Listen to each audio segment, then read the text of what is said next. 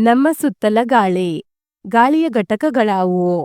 ಗಾಳಿಯ ಘಟಕಗಳು nitrogen, oxygen, carbon dioxide, ನೀರಾವಿ ಮತ್ತು ಇತರ ಅನಿಲಗಳು.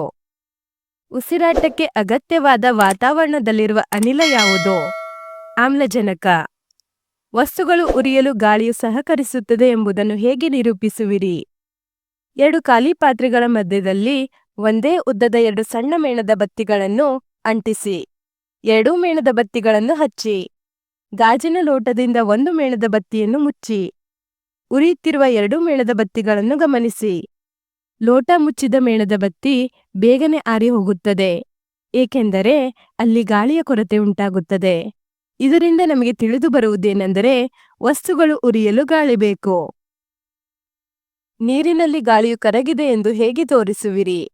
ಒಂದು ಗಾಜಿನ ಪಾತ್ರೆ ಅಥವಾ ಬೀಕರ್ನಲ್ಲಿ ಸ್ವಲ್ಪ ನೀರನ್ನು ತೆಗೆದುಕೊಳ್ಳಿ. ಅದನ್ನು ನಿಧಾನವಾಗಿ ಕಾಯಿಸಿ. ನೀರು ಕುದಿಯಲು ಆರಂಭಿಸುವ ಮುನ್ನ ಪಾತ್ರೆಯ ಒಳ ಮೇಲ್ಮೈಯನ್ನು ಎಚ್ಚರಿಕೆಯಿಂದ ಗಮನಿಸಿ. ಒಳಗೆ ಸಣ್ಣ ಸಣ್ಣ ಗುಳ್ಳೆಗಳನ್ನು ಕಾಣುತ್ತೇವೆ. ಇದರಿಂದ ನಮಗೆ ನೀರಿನಲ್ಲಿ ಗಾಳಿಯು ಕರಗಿದೆ ಎಂದು ತಿಳಿಯುತ್ತದೆ.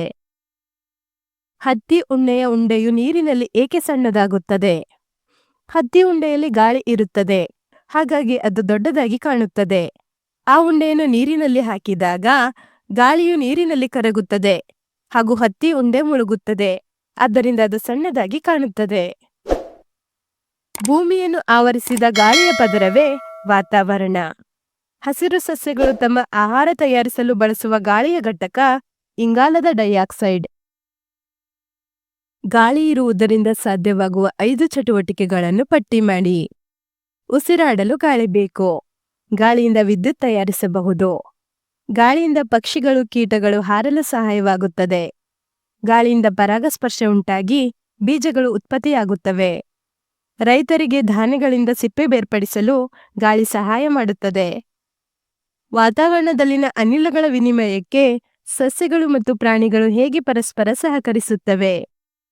ಸಸ್ಯಗಳು ಇಂಗಾಲದ ಡೈಆಕ್ಸೈಡ್ ಅನ್ನು ತೆಗೆದುಕೊಂಡು ಆಮ್ಲಜನಕವನ್ನು ಹೊರಹಾಕುತ್ತವೆ. ಪ್ರಾಣಿಗಳು ಆಮ್ಲಜನಕವನ್ನು ತೆಗೆದುಕೊಂಡು ಇಂಗಾಲದ ಡೈಆಕ್ಸೈಡ್ ಅನ್ನು ಹೊರಹಾಕುತ್ತವೆ. ಹೀಗೆ ಒಂದಕ್ಕೊಂದು ಪರಸ್ಪರ ಸಹಕರಿಸುತ್ತವೆ. ಧನ್ಯವಾದಗಳು. ಈ ವಿಡಿಯೋನ 1-2 ಬಾರಿ ನೋಡಿ ಹಾಗೂ ಪರೀಕ್ಷೆಗಳಲ್ಲಿ ಅತಿ ಹೆಚ್ಚಿನ ಅಂಕಗಳನ್ನು ಗಳಿಸಿರಿ.